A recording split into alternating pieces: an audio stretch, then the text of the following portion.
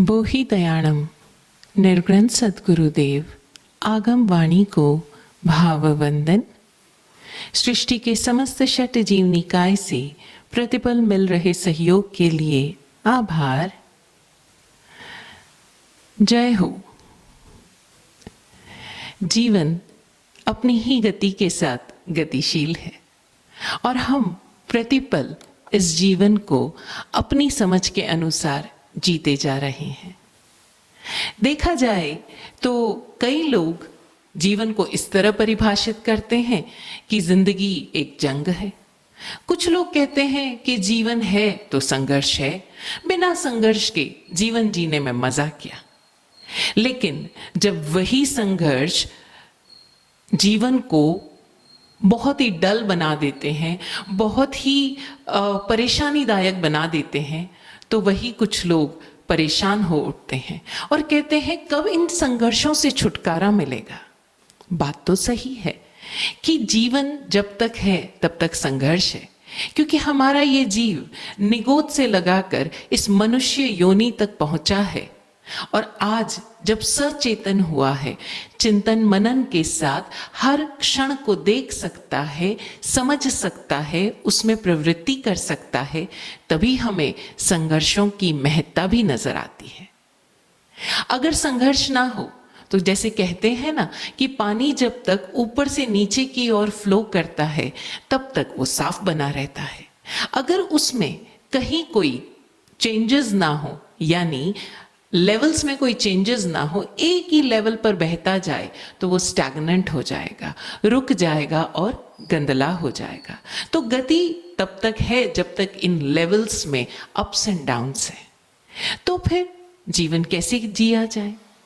तो पूज्य विराट गुरुदेव कहते हैं कि जब तक जीवन है तब तक संघर्ष है और संघर्षों को समिति पूर्वक जीने की कला ही, संघर्षों को जीने की कला ही समिति है।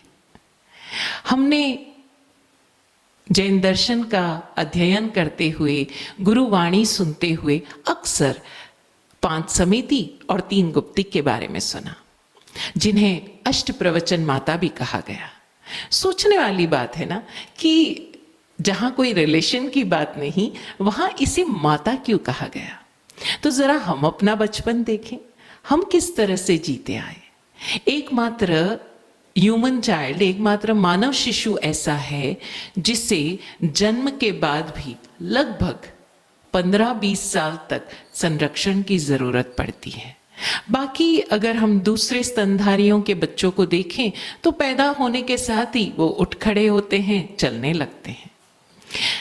अलग अलग तरीके हैं उन स्तनधारियों के अपने बच्चों को गति करवाने के।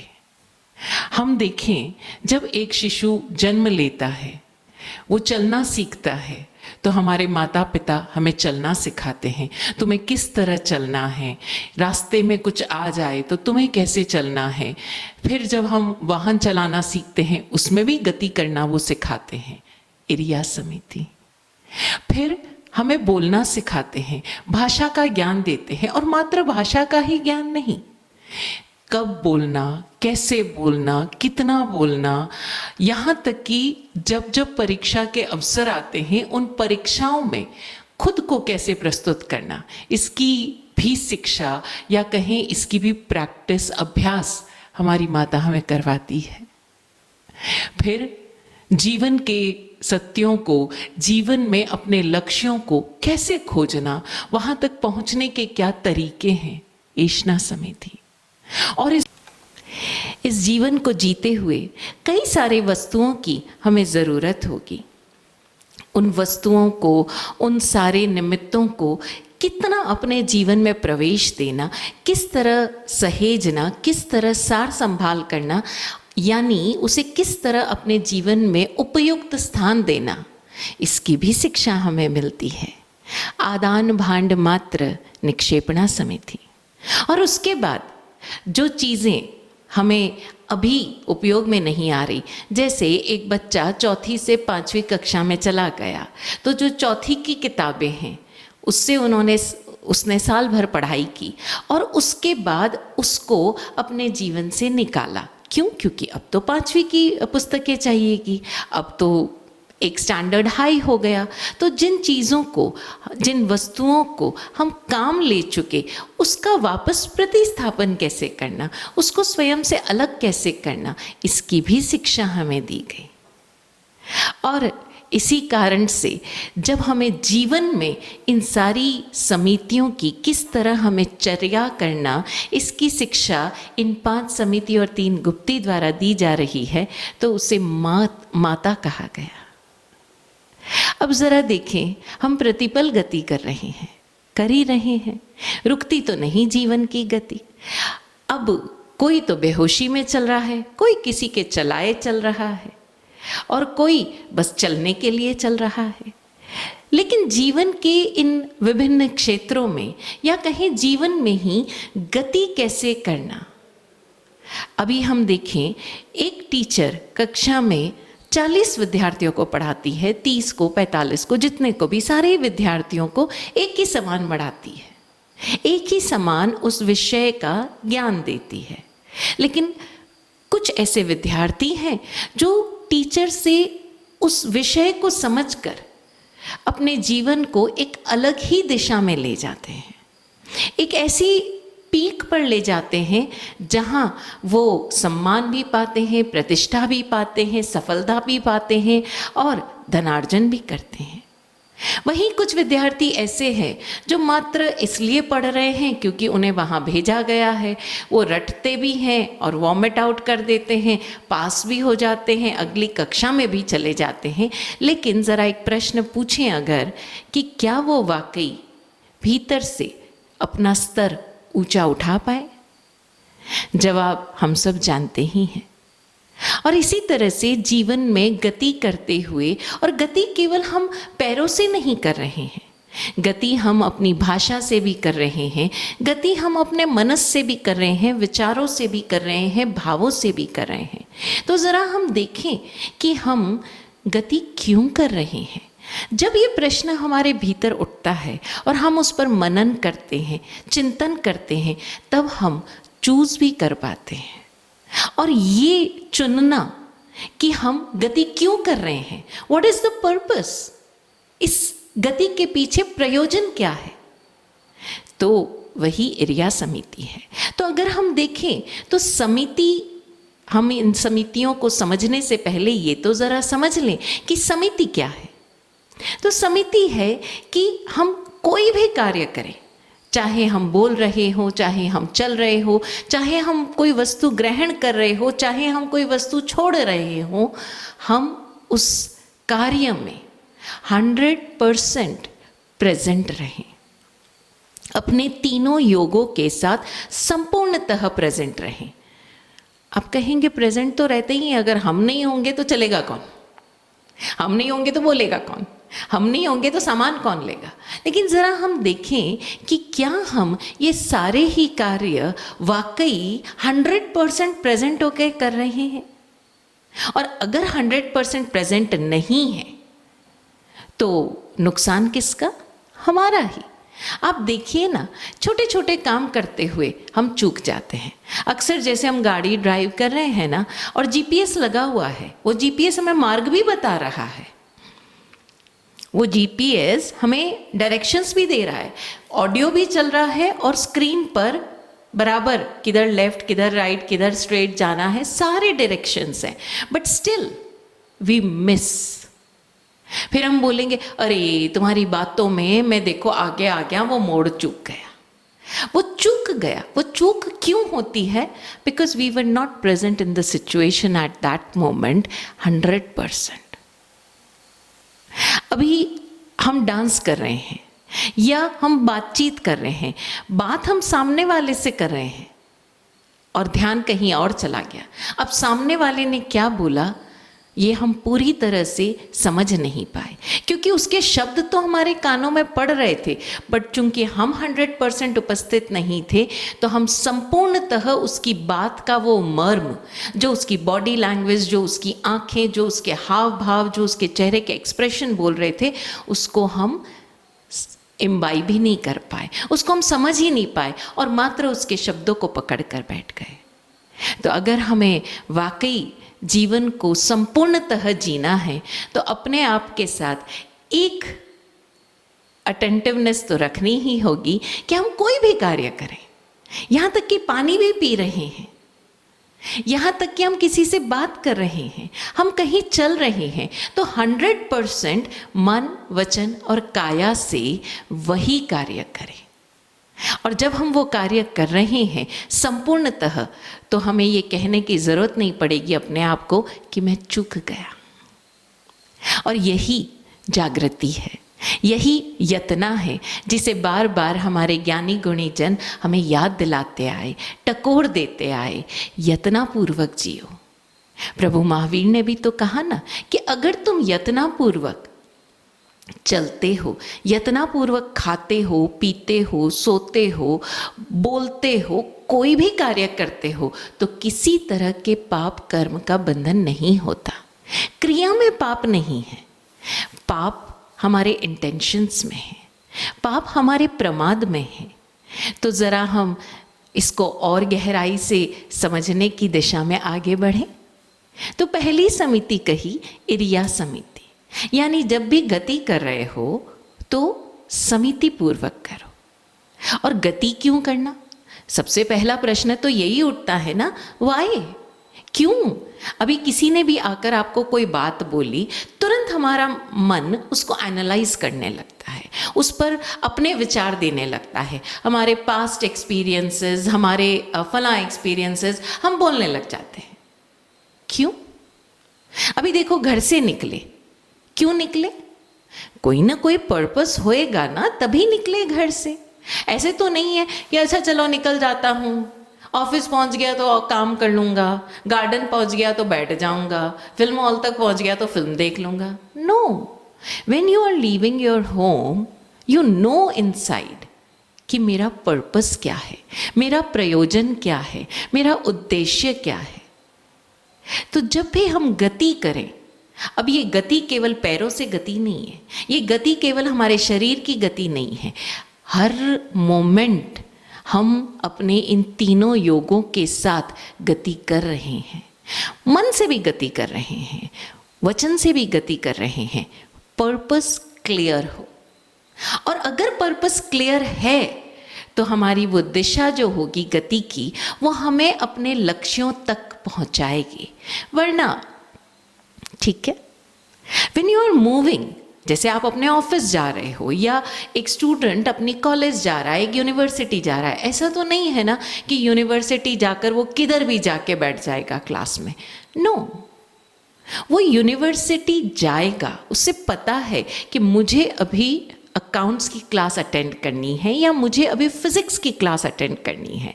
सो he would go to that particular classroom जहाँ उसके विषय की, उसके स्तर की, यानी अगर वो ग्रेजुएशन 3rd लेवल का विद्यार्थी है तो वो उसी कक्षा में जाएगा जहाँ वो प्रोफेसर उसको उस सब्जेक्ट की समझ देगा।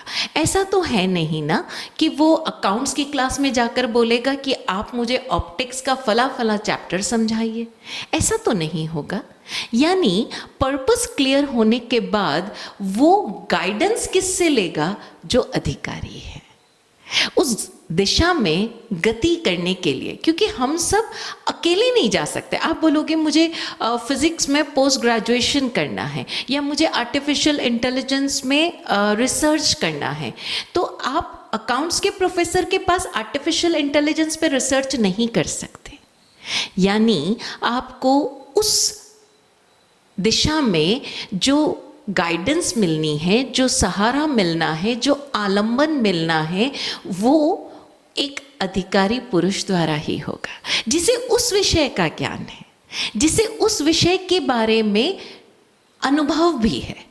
हो सकता है आप रिसर्च करते हुए अपने टीचर से भी आगे पहुंच जाएं, लेकिन उस रास्ते पर आगे बढ़ाने के लिए आपको किसी न किसी अधिकारी पुरुष की जरूरत है। तो हम जब गति कर रहे हैं तो हमें पहली चीज कि हमारा पर्पस क्लियर हो, प्रयोजन स्पष्ट हो। सेकंड, हम जब सहारा ले रहे हैं तो किसका सहारा ले रहे हैं? किसका आलंबन ले रहे हैं? डिपेंडेंसी की बात नहीं हो रही है, मात्र आलंबन की बात हो रही है। और वो आलंबन किसका? जो वाकई अधिकारी है। जैसे अगर हम स्पिरिचुअली आगे बढ़ना चाहते हैं तो हम वाकई ऐसे सतगुरुदेव के पास जाएंगे जो हमें जानकर, हमारे भीतर की स्थितियों से हमें अवगत कराकर हमें आगे बढ़ने का दिशा निर्देश देगा। कोई भी सद्गुरु ये नहीं कहेगा कि मैं कह रहा हूं, मैं सही हूं, तो मुझे फॉलो करो। नहीं, वो आपको भीतर की स्थितियों से अवगत कराएगा।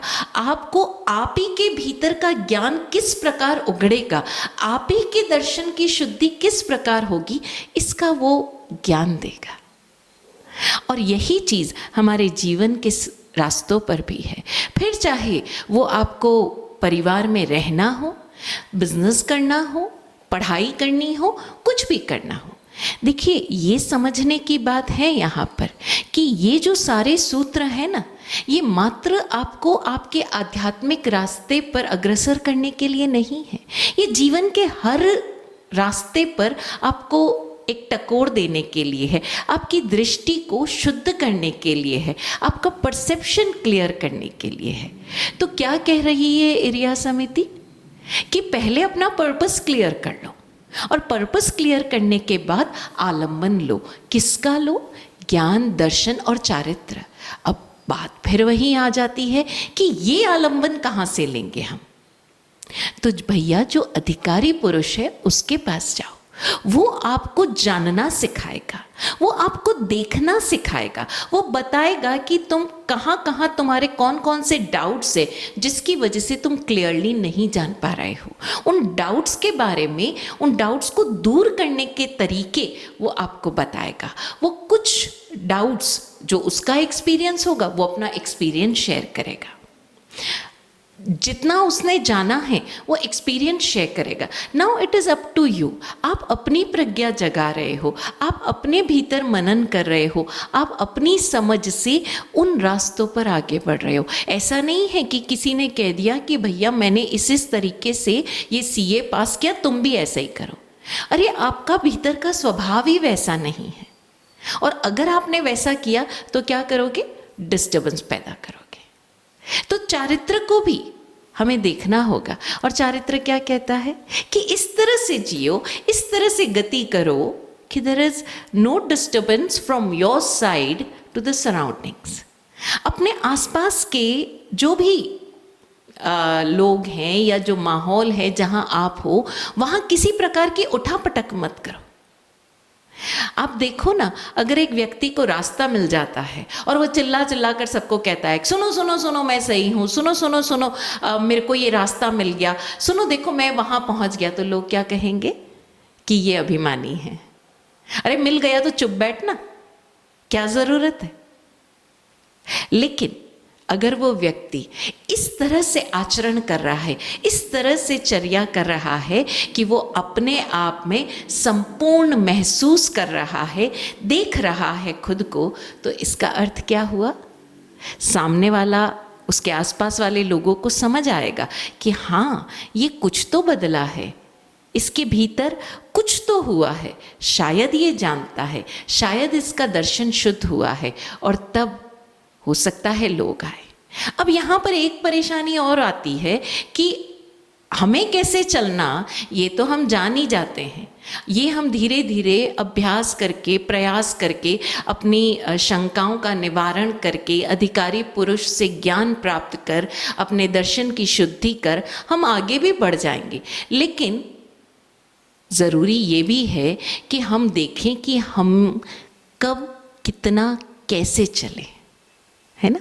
काल की शुद्धि भी ज़रूरी है, कब, कितना और कैसे चले। जैसे अक्सर आपने कई लोगों को सुना होगा जो सक्सेसफुल होते हैं, जो मल्टी मिलेनियर्स हैं या स्पिरिचुअली प्रोफाउंड पर्सन्स हैं, उनसे अक्सर सवाल पूछा जाता है कि आप यहाँ तक कैसे पहुँचे, आप यहाँ तक कैसे पहुँचे।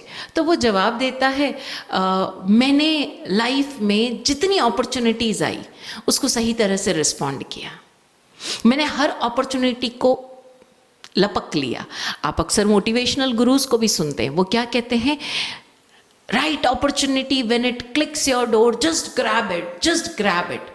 लेकिन अगला प्रश्न फिर वहीं का वहीं खड़ा कि हमें कैसे पता चले कि ये वाला जो क्षण है, ये वाली जो अपॉर्चुनिटी है, this is the right opportunity. तो एक व्यक्ति ने बड़ा प्यारा जवाब दिया।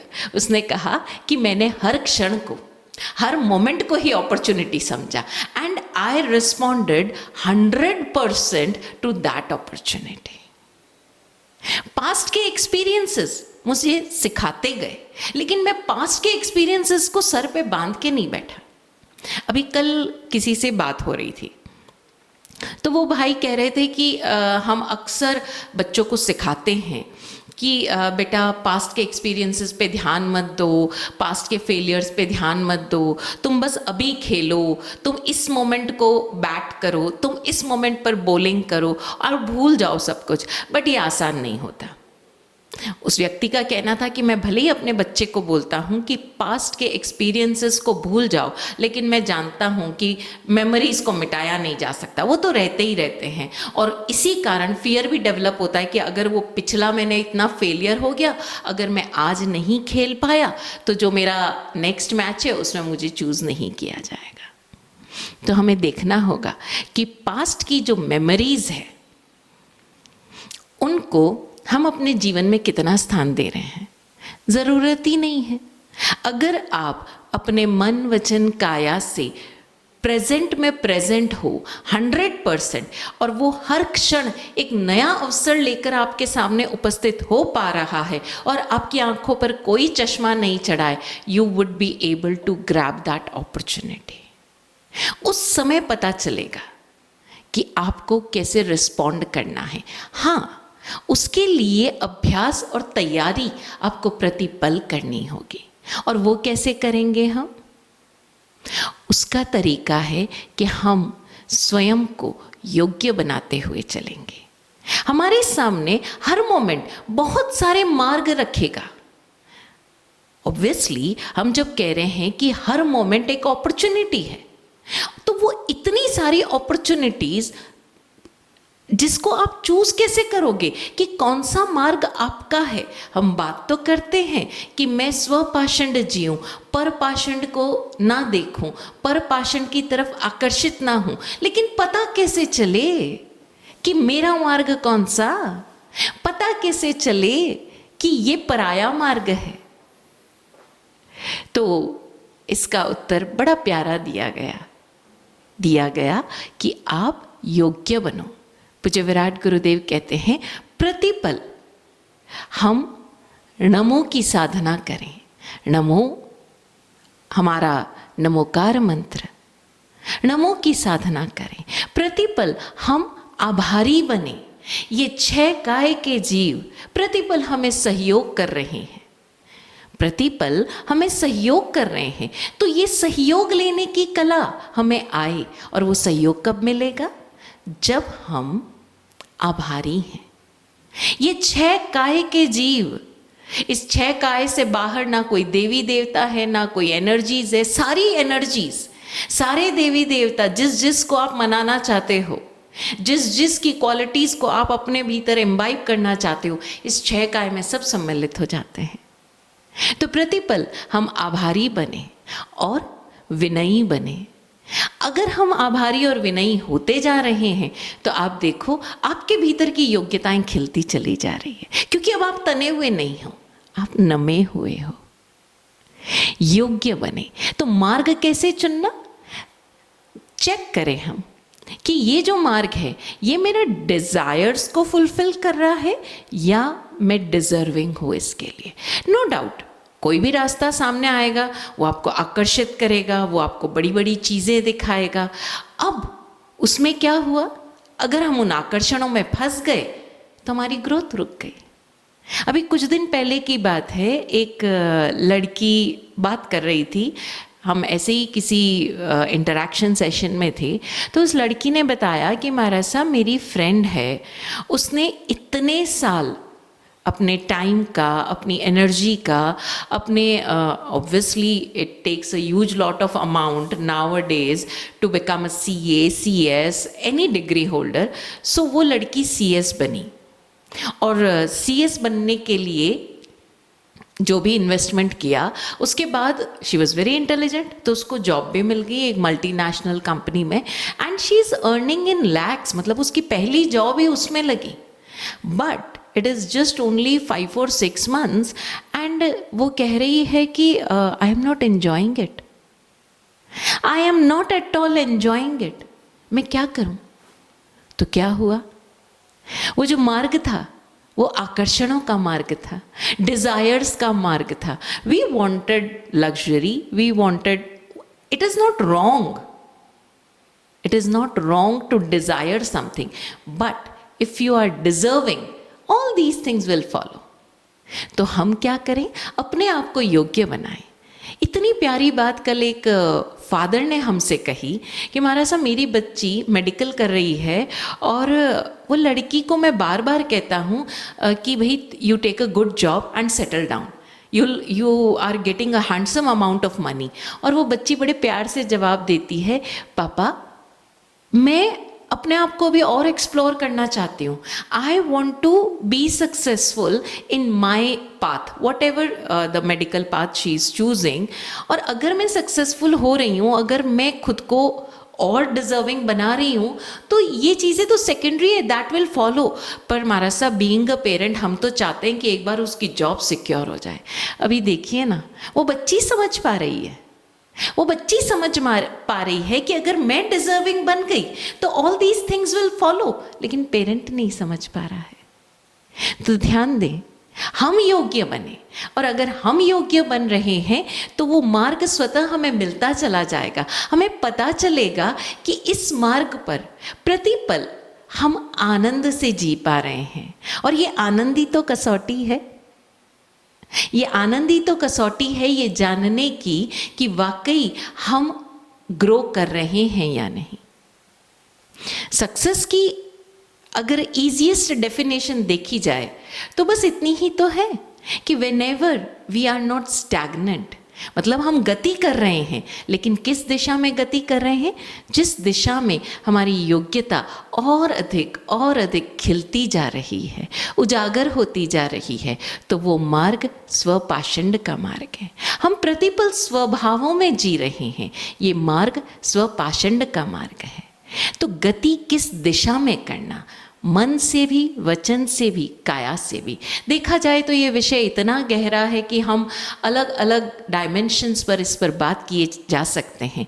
एक छोटा सा प्रसंग कहकर अपनी बात को विराम दूंगी।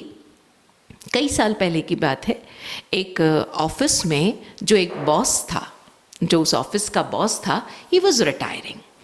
तो जब रिटायर होता है तो अक्सर जो लोग हैं ऑफिस के, वो लोग एक फेयरवेल पार्टी करते हैं। That boss was very loving. तो वो बॉस जब रिटायर हो रहा था तो उस फेयरवेल पार्टी में एक बंदे ने बड़ी हिम्मत करके अपने बॉस को बोल ही दिया कि बॉस आज आप जा रहे हैं। और एक्चुअली देखा जाए तो ये सिर्फ कहने की बात नहीं थी, एवरीबडी वॉज डिप्रेस, सबके चेहरे उदास थे, क्योंकि वो नहीं चाहते थे इतना अच्छा बॉस छोड़ कर जाए। आमतौर पर तो लोग बॉस को खड़ूस और पता नहीं क्या क्या कहते हैं, लेकिन इस बॉस से सब बड़ा प्यार करते थे, and everybody had tears in their eyes, उनकी आंखों में आंसू थे। ऐसे बॉस को वो जाने नहीं देना चाहते थे, पर रिटायरमेंट हो रहा था। तो एक उसके एम्प्लॉय ने पूछा, बॉस हमको इतने साल हो गए आपके यहाँ काम करते हुए, इस डिपार्टमेंट से कोई बंदा जाना नहीं चाहता, क्यों? क्योंकि आपके जैसे बॉस मिलना मुश्किल ही नहीं, नामुमकिन सा ही लगता है, क्योंकि हमने कभी किसी को डांटते हुए या किसी पर गुस्सा करते हुए तो आपको देखा ही नहीं। यहाँ तक कि हमने आपको कभी किसी से ऊंची आवाज़ में बात करते तक नहीं सुना। ऐसा नहीं है, हम सब ने गलतियाँ की, हम सब ने ऐसे ऐसे अवसर उपस्थित किए जहाँ कोई भी सामान्य आदमी अपना आपा खो देता। आपने ये सब मैनेज कैसे किया? तो बॉस ने मुस्कुराते हुए कहा कि मैं लगभग 6-7 साल का था, और एक दिन मैं अपने पापा के ऑफिस गया। मेरे पापा को पता नहीं था कि मैं आने वाला हूँ, तो मैं उनके ऑफिस गया उस समय मैं पापा की सीट पर गया तो देखा पापा नहीं थे। किसी ने कहा कि पापा आपके बॉस के कैबिन में हैं। पापा की टेबल के पास ही बॉस का कैबिन था, तो मैं उस तरफ उचक उचक कर देख रहा था और बॉस की बहुत ज़ोर ज़ोर से आवाज़ें आ रही थी। मेरे पापा अंदर थे, सर झुकाए हुए खड़े थे। मैंने थोड़ी देर में देखा कि मेरे पापा बाहर आए। उन्होंने मुझे नोटिस नहीं किया क्योंकि उनको पता नहीं था कि मैं आया हूँ। मैंने देखा कि मेरे पापा खिड़की के पास, मतलब कमरे की दूसरी तरफ एक खिड़की के पास जाके खड़े हो गए और बहुत उदास से, उनकी आंखों में आंसू भरे हुए थे। मैंने चुपके से उनको देख लिया। मुझे देखते हुए उन्होंने अपने आंसू छुपाने की कोशिश की। अब मैं एक 6-7 साल का बच्चा, जिसके लिए उसके पापा सुपर हीरो होते हैं and he is the world's best papa, हर बच्चे को ऐसा लगता है। मेरे पापा की आंखों में आंसू, the strongest, my daddy strongest, मेरे स्ट्रॉन्गेस्ट पापा की आंख में आंसू। मुझे समझ नहीं आया, लेकिन मैं उसी समय I just banged open the door. मैंने बॉस के कैबिन का दरवाज़ा खोला और जाकर अपने बॉस को ऊपर ज़ोर से चिल्लाया, आपने मेरे पापा को क्यों रुलाया? बच्चा था मैं। खैर, उसके बाद जो कुछ भी हुआ, लेकिन उस पल मैंने अपने आप को समझाया और मैं समझ गया कि हर जो काम करने वाला होता है वो केवल एम्प्लॉय नहीं होता, वो किसी का फादर होता है, किसी का प्रेरणादायी व्यक्तित्व होता है, किसी का इंस्पिरेशन होता है। तो मैं ऐसा बॉस बनूंगा। मैंने उसी समय अपने आप को एक संकल्प दिया। मैंने उस बॉस से बदला लेने की ठानी और मेरा बदला क्या था कि मैं ऐसा बॉस बनूंगा कि कभी मेरे किसी एम्प्लॉय की आंखों में ना तो आंसू आएंगे, ना कभी उनकी आंखें झुकेगी। उस 6 साल के बच्चे ने अपने जीवन को जो गति दी, जो दिशा दी, जिसका आलंबन लिया, जिस दिशा में वो चल पड़ा, जो मार्ग उसने चुना, जिस अवसरों को उसने अपने जीवन में स्थान दिया। क्यों? क्योंकि पर्पस क्लियर था। तो हम भी अपने जीवन में किस दिशा में गति कर रहे हैं, किस दिशा में गति करते हुए किन अवसरों को अपने जीवन में स्थान दे रहे हैं, किसका आलंबन ले रहे हैं, कौन से मार्ग पर चल रहे हैं, ये सारी गवेषणा करते हुए चलें। हम सबको अपना इष्ट लक्ष्य हासिल हो, हम सबको अपना स्व पाषंड मिले, यही सद्भावना। ओम शांति।